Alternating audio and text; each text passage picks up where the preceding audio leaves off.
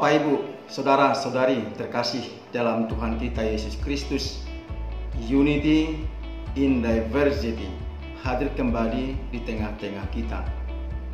Makna dari ungkapan ini, satu dalam keberbedaan.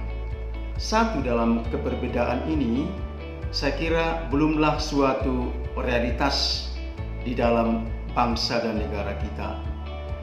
Kemungkinan masih sebuah mimpi dan harapan yang harus dikembangkan oleh setiap pihak, setiap elemen.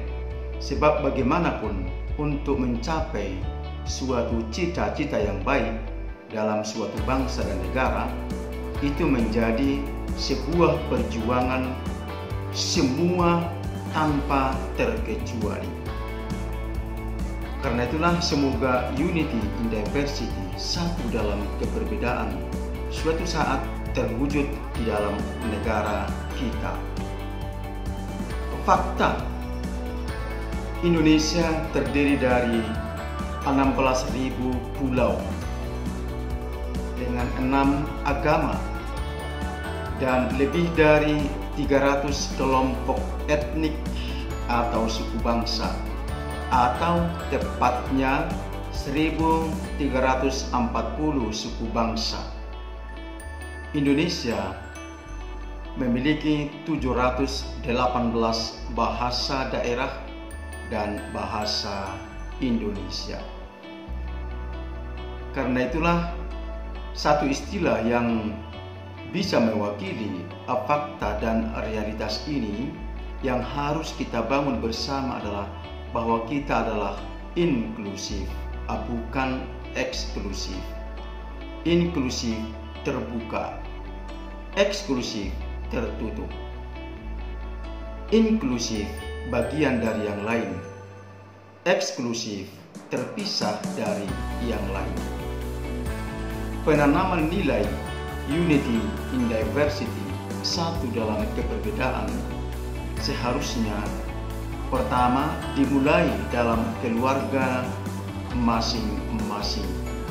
Sebab keluarga adalah sekolah pertama yang perannya sangat besar untuk membangun nilai-nilai moral, sosial, religius bagi manusia Indonesia. Sebab ada beberapa aspek dasar pendidikan yang diajarkan di dalam keluarga, yakni pendidikan agama. Dalam keluarga kita diajari berdoa, beribadah, pergi ke rumah ibadah, membaca kitab suci, dan menghormati pemeluk agama yang berbeda. Saya ingat sekurang-kurangnya dalam keluarga saya diajari ini, berdoa, beribadah, pergi dan menghormati orang yang berbeda agama dengan saya. Yang kedua, pendidikan sosial. Dalam keluarga kita diajak ataupun saya diajak untuk menghargai, menghormati orang lain, menghormati orang tua, terbuka untuk berbagi, saling menghargai dan saling melayani. Yang ketiga, pendidikan moral, yakni ajakan untuk hidup baik, tidak mencuri, tidak menghina, tidak menyombongkan diri, dan tidak merendahkan orang lain.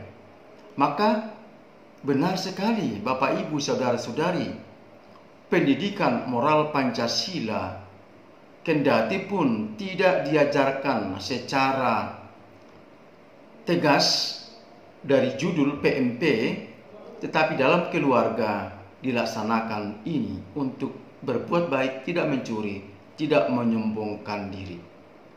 Karena itu saya melihat bahwa kita harus menanamkan nilai Bhinneka Tunggal Ika dalam keluarga kita masing-masing. Yang pertama, nilai dari Bhinneka Tunggal Ika adalah toleransi. Ajakan untuk membina relasi yang harmonis di antara pemeluk agama yang berbeda. Yang kedua, keadilan. Keterbukaan untuk menghormati, menghargai hak-hak orang lain. Yang ketiga, gotong royong, bekerja sama untuk meringankan beban sesama, karena kita adalah bagian dari orang lain. Dan yang keempat adalah menghormati orang lain yang berbeda suku dan agama. Untuk itulah kita perlu mewaspadai gerakan untuk memecah belah bangsa ini.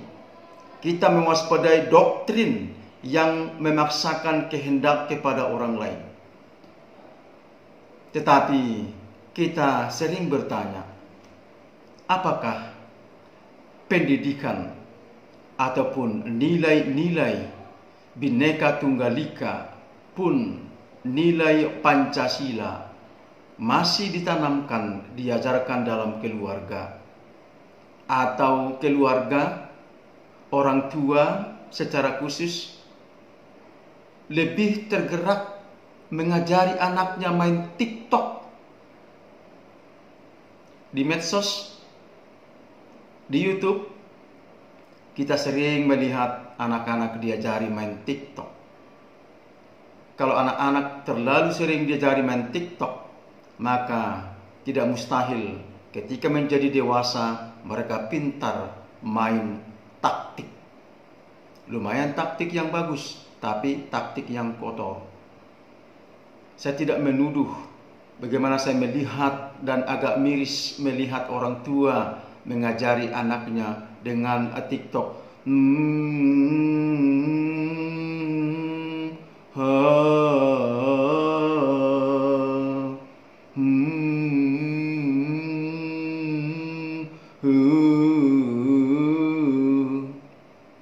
Atau TikTok yang lain. Di depan orang tuamu kau malukan diriku, kau bandingkan aku dengan dia. Hiburan sementara boleh saja ini diajari, tetapi jangan lupa menanamkan nilai toleransi dan nilai Pancasila kepada anak-anak, sehingga anak-anak merasakan, mengalami, merefleksikan bahwa Indonesia terdiri dari beberapa suku, agama, bahasa, dan budaya, tapi bisa dipersatukan dengan persepsi yang sama, persepsi dasariah, yakni kita adalah Indonesia. Taman itu begitu indah ketika ada berbagai bunga dan dihiasi warna-warni bunga yang berbeda. Indonesia begitu indah ketika rakyatnya yang berbeda suku, berbeda agama, budaya dan bahasa, hidup rukun satu sama lain. Walau berbeda, merasa bagian dari yang lain.